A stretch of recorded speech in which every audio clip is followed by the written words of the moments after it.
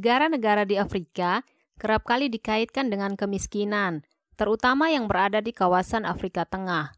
Meskipun begitu, banyak ditemui beberapa orang yang mengenakan pakaian mahal, mewah, dan berkelas di antara masyarakat yang serba kekurangan. Orang-orang tersebut bukanlah orang kaya raya. Mereka juga bukanlah supermodel yang berpenghasilan tinggi, tetapi mereka adalah sapeur. Kaum sapeur berasal dari latar belakang sederhana. Banyak dari mereka bekerja sebagai tukang ledeng, tukang listrik, pemulung, dan juga sebagai pelayan. Sehari-harinya, mereka mencari nafkah seperti masyarakat pada umumnya. Sapeur adalah kalangan penggila mode yang mengusung gaya hidup mahal dan boros, terutama untuk pakaian. Kata sapeur merupakan penyebutan diri bagi penduduk Kongo yang melakukan gaya hidup mewah yang tergabung dalam komunitas La Sape. La Sape berasal dari akronim Prancis, yakni Société des Ambianceurs et des Personnes Elegantes.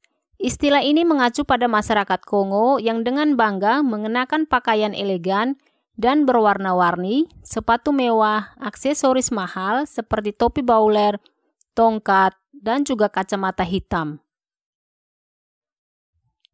Pakaian yang dikenakan kaum sapeur berasal dari brand-brand ternama. Deretan pakaian bermerek tersebut digunakan mengikuti tren fashion selayaknya model yang terpampang pada majalah mode Eropa.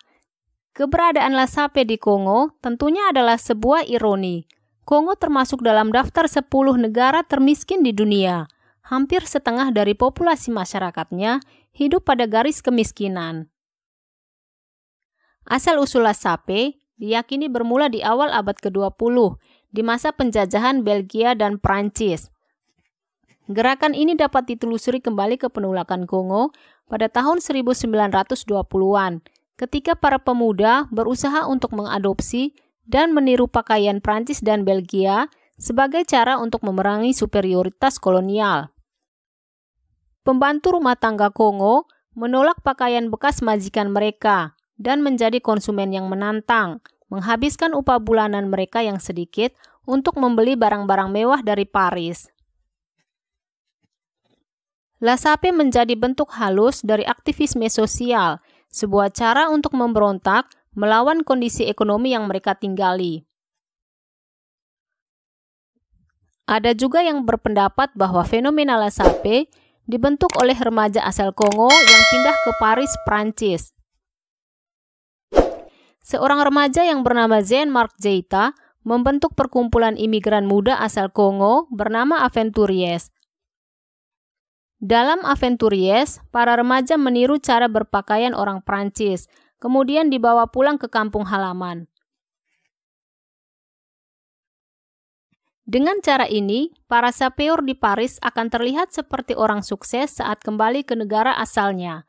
Mereka tidak peduli dengan kestabilan pekerjaan dan finansial, asalkan memiliki prestis sosial yang tinggi di tengah masyarakat Kongo lainnya. Banyak wanita Kongo juga mulai mengenakan setelan busana desainer dan menjadi sapeuses. Mereka menentang masyarakat patriarki Kongo dengan cara seperti ini. Hingga saat ini, La Sape masih memiliki banyak penggemar dan juga anggota.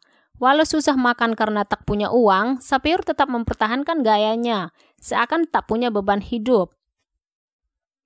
Baju-baju yang dimiliki sapeur adalah baju-baju asli yang dibeli dengan menggunakan uang yang berasal dari pinjaman bank. Bagi yang tidak memiliki dana, mereka bisa mengenakan pakaian dari jasa peminjaman baju.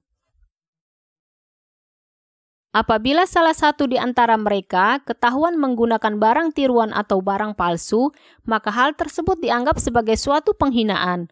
Untuk itulah, para sapeur dilarang menggunakan barang tiruan atau barang palsu.